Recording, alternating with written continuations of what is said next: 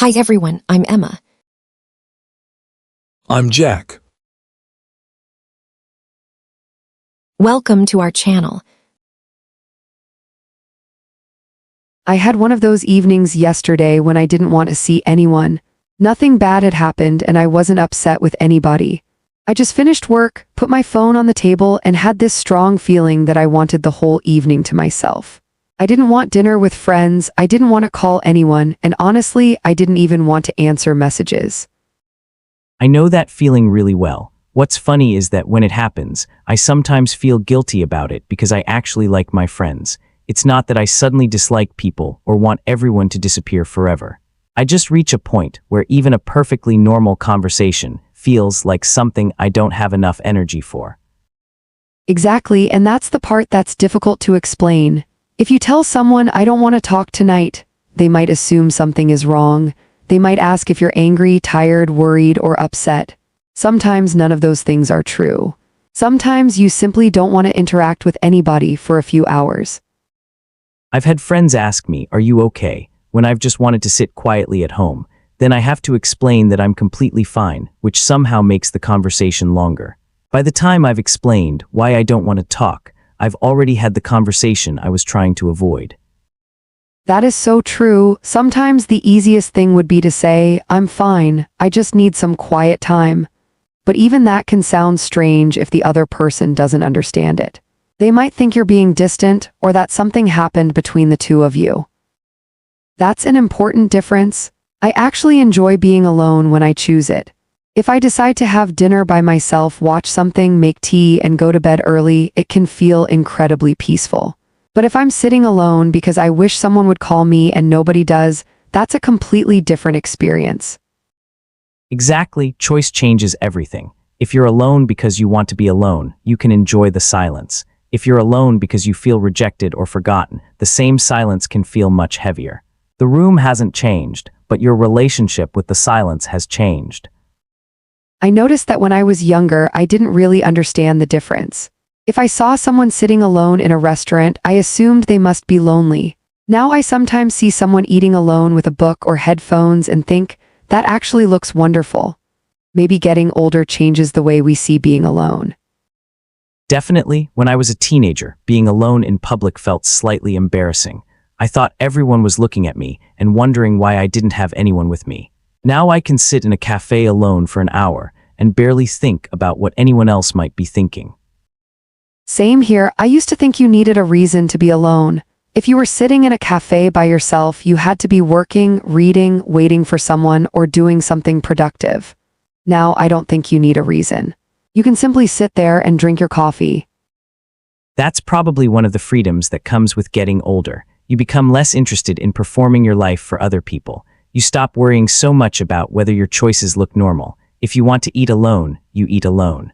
If you want to stay home on Friday night, you stay home. Although social media makes that a little complicated. Everyone seems to be doing something all the time. You open your phone on a Friday evening and see people at restaurants, parties, concerts, trips, birthdays, and dinners. Even if you're perfectly happy sitting at home, part of your brain starts wondering whether you should be doing something too. That's the strange thing about social media. You can be completely satisfied with your evening until you see someone else's evening. Suddenly, your quiet night looks boring because someone else posted a picture of themselves having an amazing time. You forget that you're looking at one carefully selected moment rather than their entire night. Exactly, and you don't know what happened before or after the picture. Maybe they were exhausted, maybe they argued with someone, maybe they wanted to go home, or maybe they genuinely had a great time. You simply see one photograph and compare it with your ordinary reality. And ordinary reality usually loses that comparison. Your bowl of noodles doesn't look as exciting as a beautifully lit restaurant. Your sofa doesn't look as interesting as someone's rooftop party. But there's nothing wrong with having noodles on the sofa. Sometimes that's exactly what you wanted. I think we should talk about that feeling of not wanting to reply to messages, because that's another thing I experience when I need time alone. Someone sends me a completely normal message and I read it, think, I'll answer later, and then somehow 3 hours pass. I do that all the time. The strange thing is that answering the message might take 30 seconds, but somehow I don't have the mental energy to do it. It's not about the amount of time. It's about the feeling that once I respond, a conversation might begin, and suddenly I'm responsible for keeping it going. Yes, that's exactly it. A message can feel like a small door opening. You know that if you answer, the other person might respond, then you respond again, and suddenly you're having a conversation when you weren't ready for one. And sometimes the message isn't even difficult. Someone says, "What are you doing tonight?" And you could answer, "Nothing much." But even that can lead to, "Want to come out?" Then you have to make another decision. So you don't answer the first message because you don't have the energy for the possible conversation behind it. That's such a good description. Sometimes I'm not avoiding the person. I'm avoiding the chain of events that might follow the message. I want the freedom to decide what happens next without having to explain myself or make plans. And that's why turning your phone off can feel so good. It's not necessarily because you don't want anyone to contact you. It's because you don't want to have to react immediately. The moment you know nobody can reach you, your brain relaxes. I've noticed that too. Sometimes I put my phone in another room even though I know I could just leave it beside me. There's something about not seeing the screen that makes me feel like I have permission to stop paying attention. That's probably because phones have turned every quiet moment into a potential interruption. You're watching something, reading something, cooking, walking, or just sitting there, and there's always the possibility that a notification will appear. And even when no notification appears, you sometimes check anyway. Of course. You unlock the phone, look at nothing important, close it, and then 5 minutes later you do exactly the same thing. I've caught myself doing that while waiting for water to boil. That's impressive. I know, apparently 3 minutes of silence is too much for me. Maybe that's why people sometimes need to be alone without their phones too. Being physically alone isn't necessarily the same as being mentally alone. You can be sitting by yourself while having 10 different conversations through your screen. That's a really important distinction. Sometimes I think what I actually want isn't to be alone from people. I want to be alone from information. I don't want to hear what everyone is doing, what everyone thinks, what happened in the news, what someone posted, or what I should buy. Yes, sometimes you don't need more entertainment, you need less input. Exactly. And that's difficult now because we're surrounded by input all day. Messages, emails, advertisements, videos, headlines, notifications, conversations, music, traffic, television.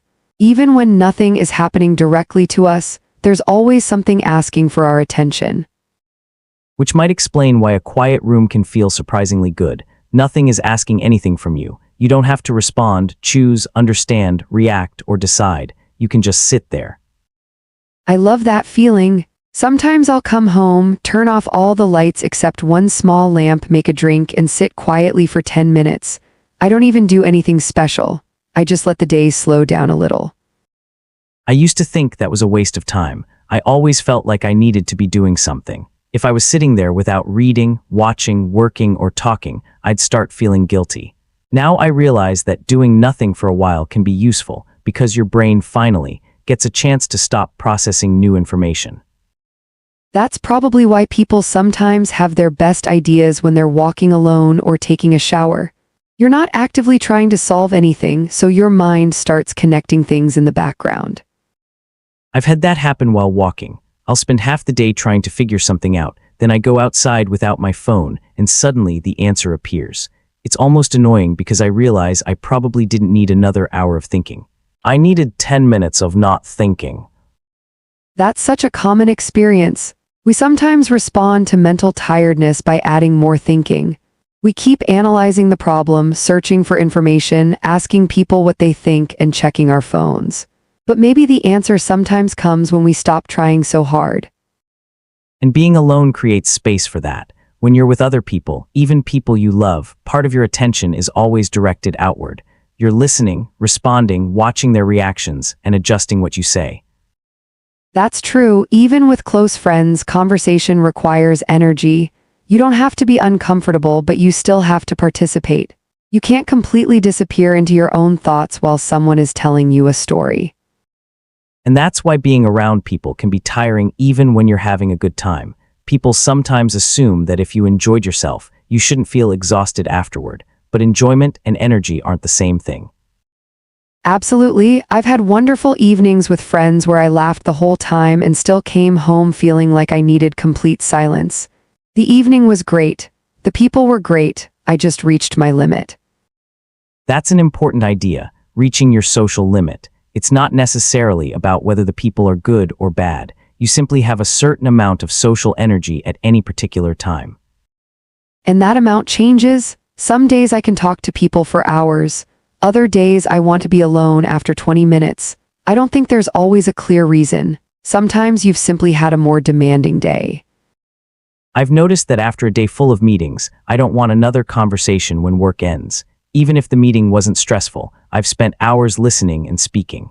When someone asks me, "Want to go out tonight?" my first thought is usually, I would rather stare at a wall. That's a very specific kind of tiredness. Well, it is. And I think people sometimes take it personally. If a friend says, "Come on, just come out for an hour," they may not understand that you're not rejecting them. You're protecting the little energy you have left. Exactly, and sometimes the best way to protect a friendship is to say no before you become too tired. If you force yourself to go out when you really don't want to, you might spend the whole evening feeling irritated. Then the person thinks you're unhappy with them when actually you just needed rest. That's something I learned the hard way. I used to say yes because I didn't want to disappoint people.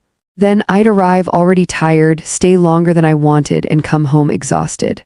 Eventually, I realized that saying no politely is much better than saying yes and secretly wishing you were somewhere else. That's a difficult lesson because nobody wants to feel like the difficult friend. You worry that people will stop inviting you if you say no too often, but healthy friendships can survive a few declined invitations. In fact, a good friend should understand that you can't be available all the time. Yes, and I think the way you say no matters. You don't have to give a long explanation. You can say, "I'm staying in tonight. I need some quiet time, but let's catch up another day." That tells the person you're not rejecting them. You're simply choosing a different kind of evening. That sounds much better than disappearing completely. Although sometimes disappearing completely is tempting. Especially when you get that message at 6 in the evening. Exactly. Are you free tonight? And you immediately put your phone face down. Then pretend you didn't see it. Then 5 minutes later you feel guilty, Then you write a 3-paragraph explanation. which is completely unnecessary. Probably. Sometimes a simple "not tonight, I'm taking it easy" is enough. That's something I'm still learning. Me too. There's another situation where I think being alone is interesting, eating alone. I actually love eating alone. I used to hate it. Why? Because I thought everyone was noticing me. I'd sit at a restaurant by myself and feel like I was the only person in the room without company. Then I realized something obvious. Nobody cared. Exactly, everyone was busy with their own food and conversations. I was probably invisible to most of them. That's one of those things we understand intellectually, but still struggle to believe emotionally. Yes, we think people are paying attention to us much more than they actually are. It's called the spotlight effect, isn't it? Yes, we tend to imagine that other people notice our awkward moments, our clothes, our mistakes, and our behavior much more than they really do. Which is quite freeing once you realize it. Now I enjoy sitting alone in a cafe. I can take my time. I don't have to coordinate with anyone. I can order exactly what I want, sit wherever I want, and leave whenever I feel like it. And you can people watch without having to talk. That's one of the best parts. I like sitting near a window and watching people walk past. You start imagining little stories about them, even though you know almost nothing about their lives. That's fun. Sometimes you see someone carrying flowers and wonder who they're going to meet. Or someone running down the street and wonder why they're late. Or someone walking very slowly with a cup of coffee and looking like they have nowhere else to be. That person has probably mastered the art of being alone. Maybe. There's something about not needing to fill every moment with conversation.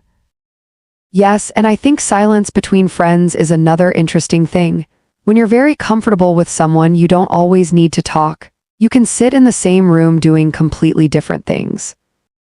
That's one of my favorite forms of friendship. You don't have to entertain each other. One person can read while the other watches something. You can occasionally say something, laugh, then go back to what you were doing.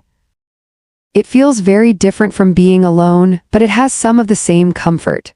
You're not responsible for entertaining anyone, but you're also not completely by yourself. It's like shared silence. Exactly. And I think that's a sign that you're comfortable with someone. Definitely, if you constantly feel like you need to talk because silence feels awkward, the relationship can become tiring. That's true. But I don't think every relationship has to reach that level. Some friendships are naturally more conversational, and that's fine. The important thing is knowing what kind of interaction gives you energy and what kind takes energy away. And that can change depending on the day. Exactly. I've also noticed that when I spend too much time alone, the opposite can happen. After a while, I start wanting to see people again. Of course. That's why I don't think the answer is always be alone. Sometimes you need people. You need conversation, laughter, physical presence, and the feeling that someone understands what you're saying without needing a long explanation. Absolutely, humans need connection. Wanting alone time doesn't mean we don't need other people. Sometimes being alone helps us return to people with more energy and patience. That's a good way to put it. It's like charging a battery. Although we're not robots. No, but the metaphor works. Fair. If you've spent the whole day giving your attention to other people, you might need some time to recharge before you can give more. And sometimes that recharge is sleeping. Sometimes. Sometimes it's walking. Sometimes it's cooking. Sometimes it's sitting in a cafe. Sometimes it's doing absolutely nothing. Which is probably my favorite. I knew it. I'm very committed to doing nothing. You have a talent for it. Thank you. You're welcome. But there is something I wonder about. Do you think people who enjoy being alone become better at understanding themselves? Maybe, but I don't think it's automatic. You can spend a lot of time alone and still avoid thinking about yourself. You can fill every quiet moment with videos, music, games, social media, or work. Being physically alone doesn't necessarily mean you're paying attention to your own thoughts. That's true. You can create noise for yourself. Exactly. Sometimes silence is uncomfortable because it removes distractions. Suddenly you notice thoughts you've been avoiding.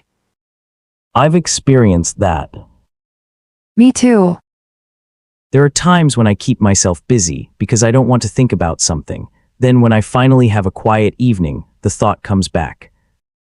And you realize it wasn't gone. You were just keeping yourself distracted. That's not always pleasant. No, But sometimes it's useful. I think so. Solitude can be relaxing, but it can also be revealing.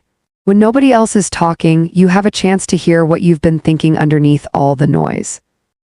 That sounds almost like a reason to be alone, even when you don't want to be. Sometimes, but I wouldn't turn it into a rule. You don't need to spend every evening analyzing your life. Sometimes you can just eat dinner and watch something stupid. Thank you. You're welcome. I was worried we were turning this into a serious self-improvement conversation. We're allowed to watch bad television. Good. In fact, sometimes that's exactly what you need. I'd agree. There's a difference between using entertainment to relax and using it to avoid everything you're feeling. And that's probably another thing that depends on the situation. Exactly, context matters. I think that's becoming the theme of this conversation. Probably.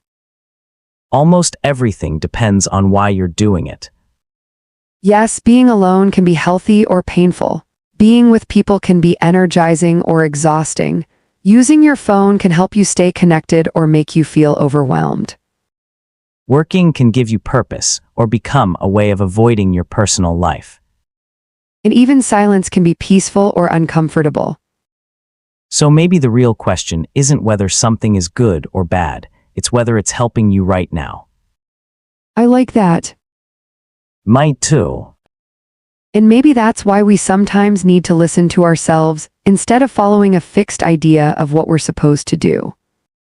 Like going out because it's Friday, Exactly. or answering every message immediately, Or accepting every invitation.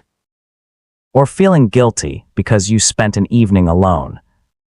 Yes, there's no rule saying Friday night has to be exciting. That's true. Sometimes Friday night can be laundry, leftovers, a shower, and bed at 10. That sounds fantastic. You say that now. I mean it. And sometimes Friday night can be dinner with 10 people and staying out until midnight. Also good. The point is choosing instead of feeling pressured. That's probably what I was missing when I was younger. I thought I had to choose the socially acceptable option. And now, I choose the option that sounds least exhausting.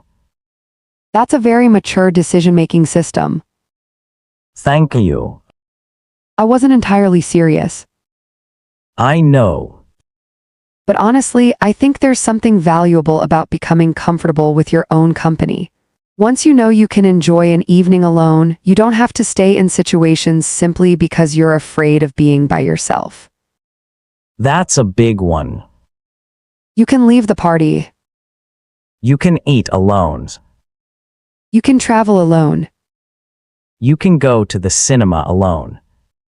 You can spend a weekend without making plans. And none of those things mean you don't have friends. Exactly. In fact, sometimes being comfortable alone can make friendships healthier because you're not depending on other people to fill every empty moment. Yes, you can choose people because you enjoy being with them, not because you're afraid of being without them. That's a really important difference. And I think it makes relationships more relaxed. Because nobody has to constantly prove that they're there. Right. You can have your own evening. They can have theirs. Then you meet again and actually have something to talk about. Exactly. I like that. Me too. You know what I think is funny? What? We started this conversation because you didn't want to answer your messages last night. I know. And now we've been talking for quite a while. That's the irony. You didn't want to talk to anyone. I didn't say I didn't want to talk to you. I'll accept that. But honestly, that's another part of it. Wanting to be alone doesn't mean you never want to talk. Sometimes you just want to choose when, where, and with whom you interact. That's probably the key word, choice. Yes. You want to feel like you have control over your attention. Exactly. And maybe that's what people are really looking for when they say they need alone time. I think so. They want a little space where nobody needs anything from them. No decision, no response, no explanation, no performance. Just a little time where they can exist without having to be available. That sounds pretty good. It does. Maybe we should both have a quiet evening tonight. Definitely. No messages. I'll probably answer some. No phone. Let's not get extreme. Fair. Maybe just a slower evening. That sounds better. And tomorrow we'll probably want to see people again. Probably. That's the funny thing about needing time alone. You don't necessarily want to disappear. You just want to step back for a moment. Take a breath. Let your mind settle down. Then come back when you're ready. Exactly. I think that's a pretty good place to leave it. Maybe, but I don't want to end it too quickly. We haven't talked about something that happens when people don't understand your need to be alone. When they keep asking what's wrong, Yes, or when they think you're avoiding them. that's definitely worth talking about, because sometimes the hardest part isn't taking time alone. It's explaining that you need it without making someone else feel rejected. Exactly, and that's probably where the next part of this conversation gets interesting. I think one of the hardest things is that people often interpret our behavior through their own experiences. If someone feels cared for when people check in with them constantly, they may assume that checking in is always a good thing. So when you say, I just need some time by myself, they might hear, I don't want you around, even though that's not what you're saying at all. Yeah, and sometimes you can actually make things worse by explaining too much. You start giving a long list of reasons because you don't want the other person to feel bad, but then the explanation sounds serious. Suddenly they're thinking, wow, something must really be wrong. Meanwhile, all you wanted was to spend 2 hours in sweatpants eating toast. That's so true. Sometimes a simple explanation is much healthier. I'm tired, I'm going to have a quiet night and I'll talk to you tomorrow. That's enough. You don't have to prove that your need for space is reasonable. You don't have to provide evidence that you've had a difficult enough day to deserve some time alone. I like that idea because we often act as if rest has to be earned. We think we need a dramatic reason to stay home. If we've worked 12 hours, then staying in makes sense. If we've had a terrible day, then it's understandable. But if we've simply had a normal day and want some quiet, we sometimes feel guilty about that. That balance probably looks different for everyone. Definitely, some people need a lot of alone time. Others feel better when they're around people most of the day. Neither is automatically better. I used to think people who loved being alone were somehow more independent or mature. And now, I think they're just different. that's probably healthier. Yeah, I realize that I actually get energy from certain kinds of social interaction. If I'm with close friends and we're doing something relaxed, I can feel better afterward. But if I'm at a crowded event where I don't know many people, I can feel exhausted very quickly. That's a good distinction. Sometimes it's not the number of people, it's the type of interaction. Exactly, 10 close friends at someone's house can feel easier than 2 strangers at a formal dinner. Absolutely, because with close friends, you don't have to monitor yourself as much. You don't have to think about every sentence. You don't have to worry about whether you're being interesting enough. And you can say, I'm tired, without worrying that everyone will think you're rude. That's what familiarity gives you. You can also be quiet without it becoming awkward. Yes, You can leave early. you can show up late. You can eat the last piece of pizza. Now that's true friendship. Exactly. I think there's another reason we sometimes want to be alone. We want to hear our own thoughts without everyone else's opinions mixed into them. That's a big one. If you're making a decision and you ask 5 people what they think, you might end up more confused than before. Everyone gives you a different perspective, and suddenly you're carrying 5 different opinions around in your head. I've done that. Sometimes I'll ask a friend for advice, then another friend, then another person, and eventually I'm thinking about everyone else's preferences instead of my own. Exactly, and sometimes you already know what you want. You just don't trust yourself enough to make the decision without confirmation. That's uncomfortable because admitting that means admitting you were looking for permission rather than advice. Yes, and solitude can help with that. When you're alone, nobody is telling you what they would do. You have to sit with the question yourself. Which can be uncomfortable, Very, but sometimes necessary. definitely. I remember once I was thinking about moving to a different apartment. I asked almost everyone I knew what they thought. One person said I should move immediately. Another said I should stay. Someone else thought I should wait another year. I ended up sitting in a park by myself one afternoon and realized I already knew what I wanted. What did you decide? I moved. And It was the right decision. that's interesting.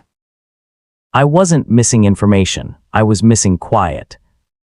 That's such a good way to describe it. Sometimes you don't need another opinion. You need enough silence to notice your own. I really like that.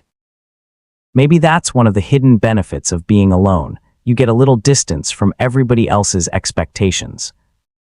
Yes, and expectations can be surprisingly loud. Family expectations, workplace expectations, social expectations, even expectations you created yourself years ago. That's true. Sometimes you think you want something because you've wanted it for so long that you've forgotten to ask whether you still want it. Exactly, maybe when we spend time alone, we have a chance to ask, is this actually my choice? That's a bigger question than I expected when we started talking about staying home on Friday night. Conversations tend to do that, They do. but I think that's why this topic is interesting. Wanting to be alone sounds like a small, everyday habit, but underneath it are questions about attention, boundaries, relationships, identity, and choice. And also food. Of course, Because every quiet evening eventually involves food. what would you eat tonight? Something that requires almost no effort. Takeaway. Maybe. You see, this is where being alone becomes expensive. That's unfair. You have a kitchen, I know. and food in the kitchen, I know. and yet you're considering paying someone to bring food to your door. That's because cooking alone can feel like a lot of work. Cooking for one isn't that difficult. It's not the cooking, it's the cleaning. Fair. If I make a complicated meal for myself, I have to wash everything afterward. If I order something, the only thing I have to clean is the container. That's a reasonable argument, Thank you. but we're getting distracted. I was hoping you'd forget the point. I won't. Worth trying. Anyway, another thing I appreciate about being alone is that you can follow your own rhythm. If you're with other people, even people you love, there's usually some shared schedule. Someone wants dinner at 7, someone wants to leave at 8, someone wants coffee afterward. And when you're alone, you can change your mind whenever you want. Exactly, you can decide at 9 o'clock that you're going to bed, or at 10 o'clock that you're going for a walk, or you can suddenly decide to reorganize a shelf for no reason. I don't think I've ever suddenly wanted to reorganize a shelf. You haven't experienced true solitude. Apparently not. But seriously, there's something satisfying about not having to negotiate small decisions. That's probably why solo travel can be so appealing. Yes, although solo travel has a different kind of loneliness sometimes. It does. I've traveled alone and loved parts of it, but there were moments when I saw something beautiful and immediately thought, I wish someone else were here. That's the interesting part. You can enjoy being alone and still want to share certain moments. Exactly. Independence doesn't eliminate the desire for connection. And sometimes sharing an experience actually makes the experience feel more real.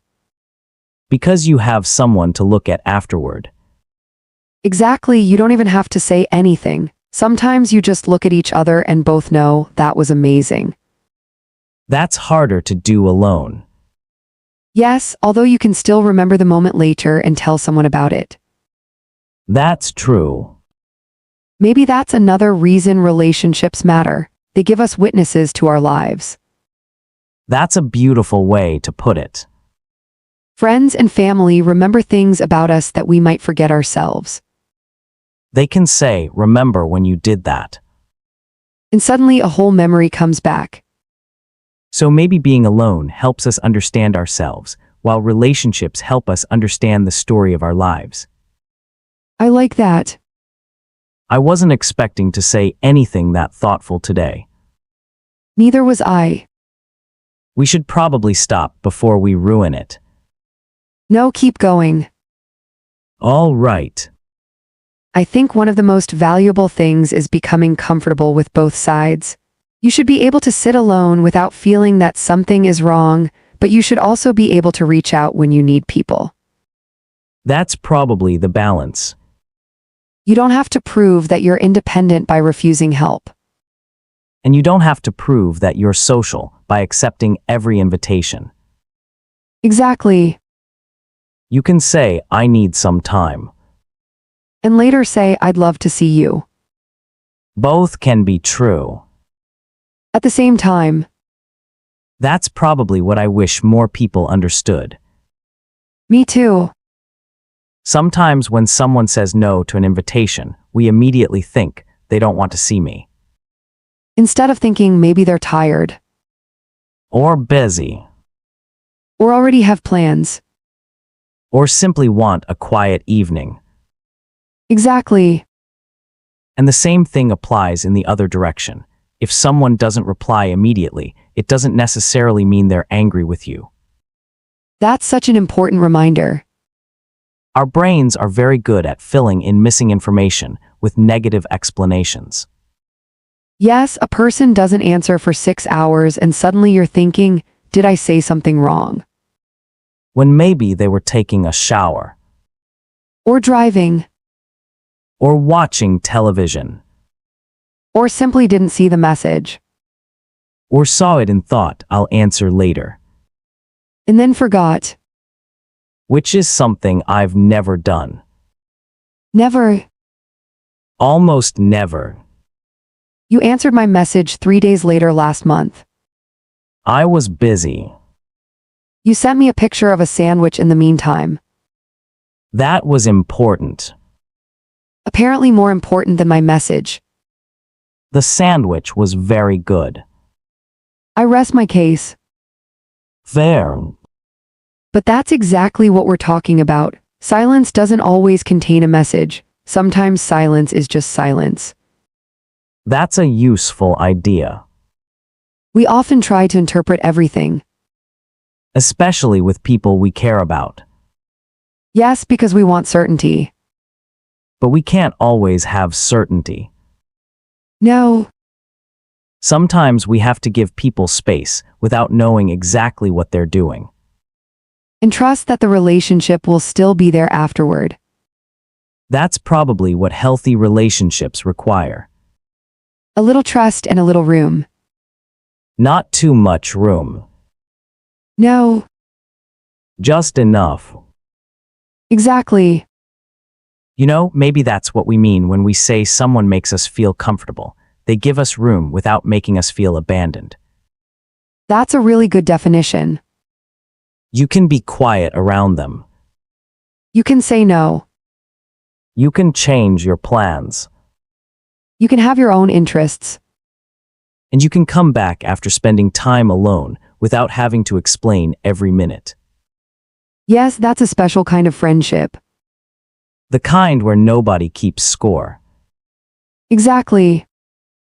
And maybe that's why close friendships can feel less exhausting than casual socializing. There's less performance involved. That's probably true.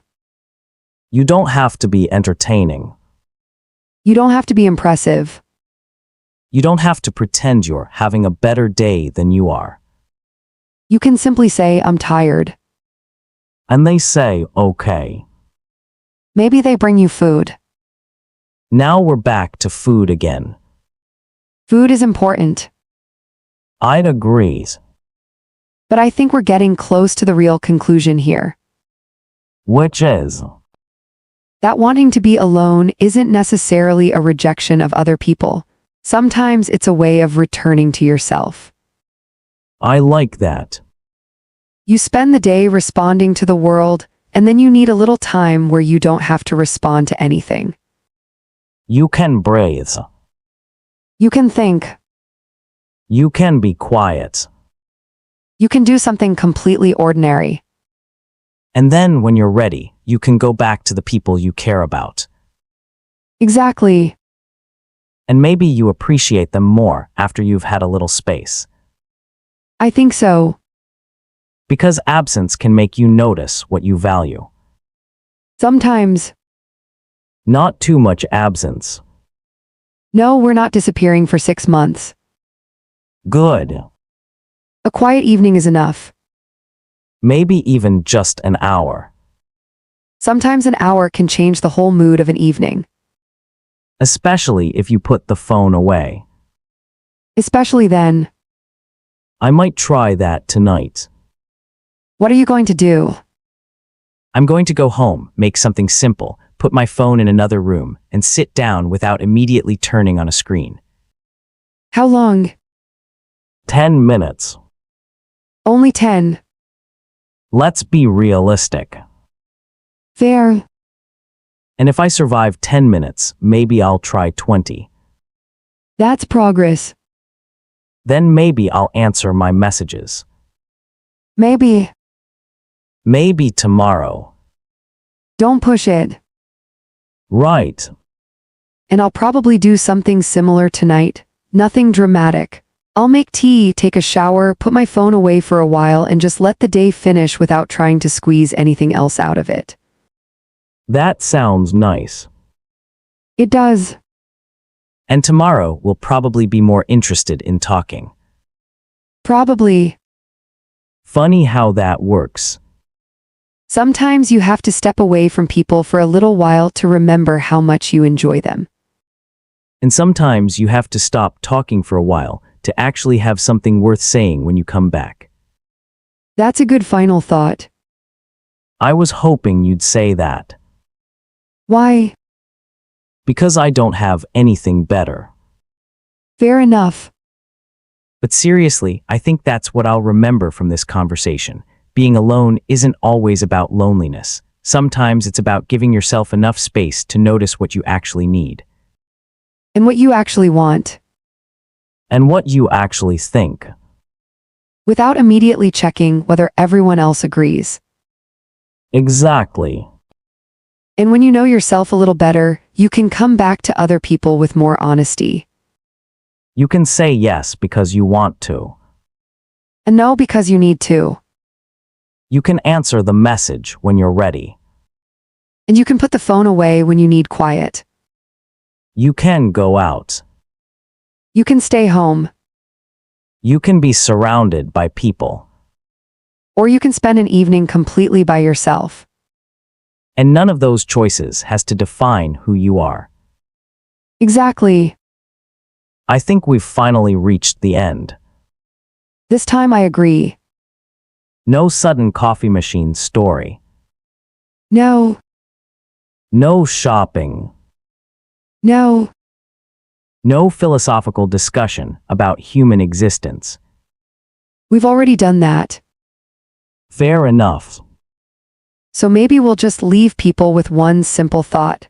The next time you feel like you need some time alone, don't automatically assume that something is wrong. Maybe you're tired. Maybe you've had too much noise. Maybe you've spent all day giving your attention to other people. Maybe you simply need a quiet evening. And if someone you care about says they need some time alone, try not to take it personally. Give them a little space. Trust that they can come back when they're ready. A little distance doesn't necessarily mean the relationship is getting weaker. Sometimes it means the opposite. Sometimes giving someone room is one of the ways you show that you care about them. You don't have to be present every minute to prove that you're close. Good relationships can survive quiet days, unanswered messages, declined invitations, and separate evenings. And when you finally meet again, you might actually have more to say because you had time to live your own life. That's probably the balance we're all looking for. Enough connection that we don't feel alone and enough space that we don't feel crowded. Enough conversation that we feel understood and enough silence that we can hear ourselves. Enough time with other people that we feel connected, and enough time by ourselves that we remember who we are. I like that. Me too. All right, I'm going home. Already. I need my quiet evening. Fair enough. And I need to decide what I'm having for dinner. You mean you're going to order takeaway? I haven't decided. You've already decided. Maybe. You have a very complicated relationship with your kitchen. It's complicated. Well, enjoy your evening. You too. And don't forget to put your phone away. I'll try. Try harder. All right. Good. Good night, Emma. Good night, Jack. And to everyone listening, I hope you give yourself permission to have a little quiet time when you need it. And when you're ready to come back, I hope you have someone you can call, someone you can sit with, or even someone you can simply share a comfortable silence with. Because sometimes we need to be alone. And sometimes we need each other. Both can be true. And maybe that's the whole point. See you next time. See you next time.